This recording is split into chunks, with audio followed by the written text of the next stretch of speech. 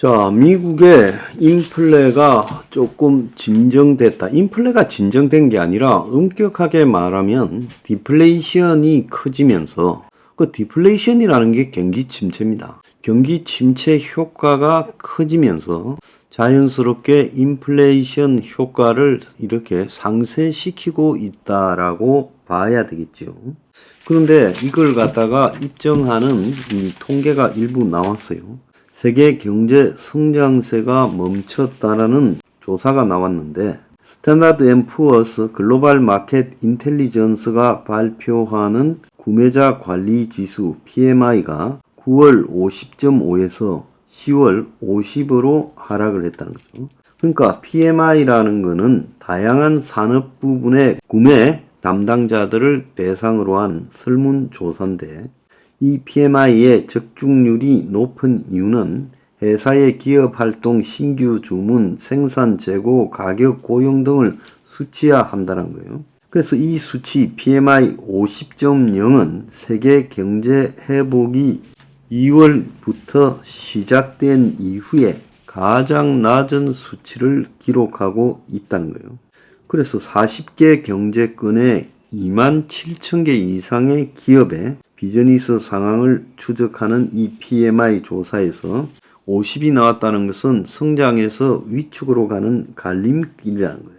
오늘 중앙일보가 이 내용을 일부 보도를 했어요. 서비스와 제조업 모두가 정체되었고 올해 초부터 이 한동안 서비스 부분의 회복세가 있었는데 이내 이것이 희미해졌어요. 근데 최근에 PMI에서는 더욱더 제조업 자체가 회복세가 있던 적이 아예 없는 걸로 나타나고 10월 달에 들어서 두드러진 변화는 소비자 서비스 및 금융 서비스에서 거듭된 급격한 수요 감소가 나타났다는 거예요. 이 두 분야, 그러니까 소비자 서비스, 금융 서비스는 올해 초에는 수요가 강세였는데 금리 상승이 되고 생활비 압박이 심해지면서 확장세가 위축으로 급변했어요. 그래서 어두워지는 경제 전망을 모든 나라가 걱정하고 있는데 유럽에서는 특히 디플레이션을 상징하는 수요 감축이 매우 심각하다는 거예요.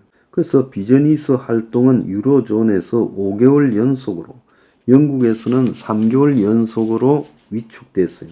일본이 지금 가장 강력하게 경제가 상승세였다 이렇게 했는데 이것도 둔화되어서 올해 가장 낮은 생산 증가를 기록했어요. 그래서 일본 혼자 잘 나간다고 언론들이 그렇게 떠들 때 제가 일시적인 현상이다. 일본 정부의 인위적인 그 부양과 금리 환율 정책의 결과로 인한 일시적인 현상이다. 이렇게 말을 했는데 지금 일본이 일시적이었음이 증명이 됐어요. 그래서 이 포스트 팬데믹으로 중국이 리오프닝 되면 내수가 확장될 거라 했는데 중국도 9개월 만에 중단이 됐어요. 그래서 제조업의 급격한 감소, 서비스 부분의 성장이 미미한 것은 이 중국 경제가 심각하다는 거예요. 인도만 조금 잘 나가는데 그런 인도조차도 10월 달에 둔화됐다는 거예요. 그 멀쩡한 데가 하나도 없다라는 겁니다. 결국은 이런 식으로 수요 감소가 이렇게 지속되니까 하나는 인플레가 수요 감소로 인해서 둔화되면서 물가 상승 요인이 지금 떨어지고 있죠.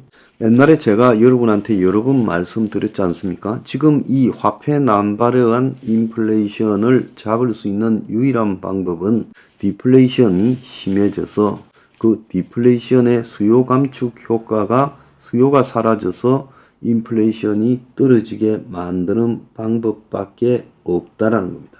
자, 50 미만으로 해서 급속한 침체로 갈 거냐? 이제 이게 이 관건이라는데 100% 급속한 침체로 가지. 자, 그 외에 세계 경제에 좀 흐름상 봐야 될 이야기가 있습니다. 지금 전기차가 하도 안 팔려서 포드가 건설 중인 미시간 전기차 공장을 확 줄이기로 했죠. 한국의 LG 엔솔과 더불어서 배터리 공장 만들기로 한 것도 지금 일단 중단한다 이야기가 있었죠. 그래서 이 포드가 미시간주 마샬에 건설 중인 전기차용 배터리 공장 규모를 대폭 축소하기로 했다는 거예요. 자, 제가 전기차가 대세가 되지 못할 것이다라는 이야기를 수도 없이 했습니다. 지금 불황이 오면서 전기차가 가장 타격을 받고 있죠. 전기차 중고값이요, 똥값이 돼가고 있습니다. 세계적으로 전기차 수요가 급감하고 있어요. 자, 또 재밌는 이야기가 하나 있습니다. 지금 한국에서는 이 할인마트 그리고 슈퍼마켓이 무인 계산도를 도입하고 있는데 영국의 한 중견 마켓 체인이 업계 최초로 무인 계산대를 철수하고 직원이 직접 고객을 응대하는 시스템으로 돌아가겠다고 선언했어요. 영국 서북부의 27개의 고급 슈퍼마켓을 운영하는 부스라는 회사가 200년이 다 돼 가는데 로봇 말고 사람이라는 그런 홍보 문구를 내걸고 지금 관심을 끌고 있는데 고객의 불만과 내부 평가를 종합해보니 무인 계산대의 인건비 절감과 시간 단축 효과보다 부정적 효과가 많았다. 고객이 물건 바코드를 잘못 스캔하고 주류와 약품 구매자 신원을 확인해야 되는 경우도 지금 생기고 직원을 호출해서 오류를 수정 승인받는 과정 등 정산에 무인으로 했다가 사람이 더 들어가더라.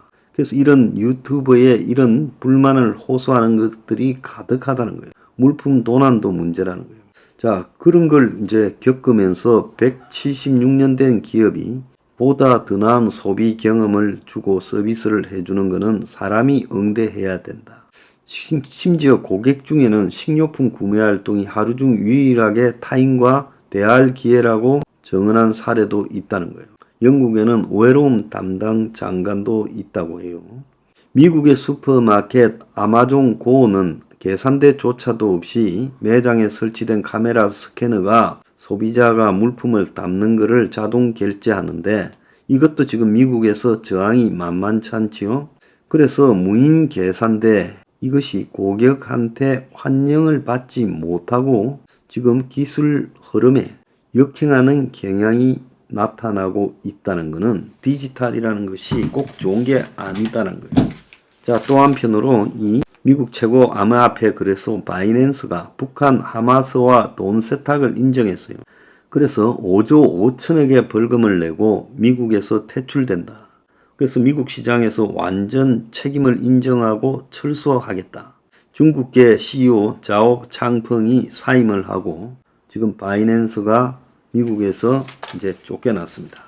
반면에요, 지금 미국의 오픈 AI 회사 샘 올트만이라는 친구가 자기가 만든 회사에서 쫓겨났는데, 자, 이사진들이 AI가 인류의 축복인지 모르겠다. 틈날 때마다 AI의 위험성을 경고하고 그러면서 올트만이란 자가 급격하게 AI를 상업화 시키니까 이제 이사들의 반발에 의해서 쫓겨났다가 직원들이 이 올트만 편을 들고 나서고 마이크로소프트가 올트만을 영입하면서 다시 돌아와 가지고 이사들을 사퇴시키고 반발을 진압하고 다시 권력을 장악했습니다.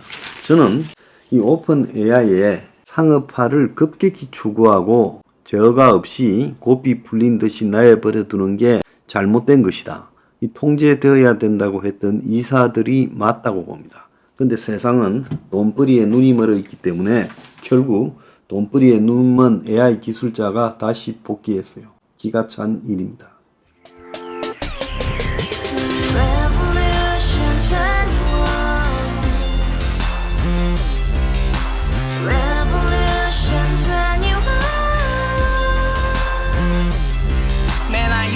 월세 30 코인빚만 300 서울에 온지 벌써 10년 아둥바둥 버텼지만 여전히 난 반지 하에 제왕 곰팡이 연문제약 내비랑 깡통망통 완전히 폭망 고시원 창문만큼 작아진 내 꿈 연애 결혼 내 집 모든 게 헛꿈 1년 전 떠난 여친 울며 말했지 같이 살자 평생 가본 게 꼭꼭꼭하지 가바후스 700 나도 소유주 Revolution 21 카바후스 700 나의 소주 택시기사 우라부지 마트캐셔 울어무니 우리 집안 다 털어봤자 후줄 그래 개선민 내 미래 거기서 팍 끝난 거지 팍더 이상 노력 따윈 괴물이 스펙 찾아서 말리 비오는 날 알바 잘려 맨날 학원 날 개쳐 발려 밤비 내리는 양화대교 홀로 걷고 있을 때 현수막에 아로새기 센 평당 700짜리 아파트 다같이 소리 질러 혁명 21 Revolution 21 카바후스 700 나도 소유주 Revolution 21 카바후스 700 나의 소주 You and I, we live together in the house Brand new day, and your dream had just begun Revolution 21, only open happiness 너의 곁에 내가 영원히 지금까지 정치인들 입만 열면 찝찝찝 개소리 멍멍멍 쳤다 하면 뻥 잘난 부모 만나 잘난 학교 나오면 뭐 하나 우동살이 꽉 찬 대가리 깡통 소리 텅텅 저 푸른 조원이의 그림 같은 집을 짓고 평상사천 팔면 뭐해 평생 살 수 없는 집 내 미래 내 꿈 희망 퀸 살아나는 집 우리의 미래 혁명 21 Revolution 21 카바후스 700 나도 소유주 Revolution 21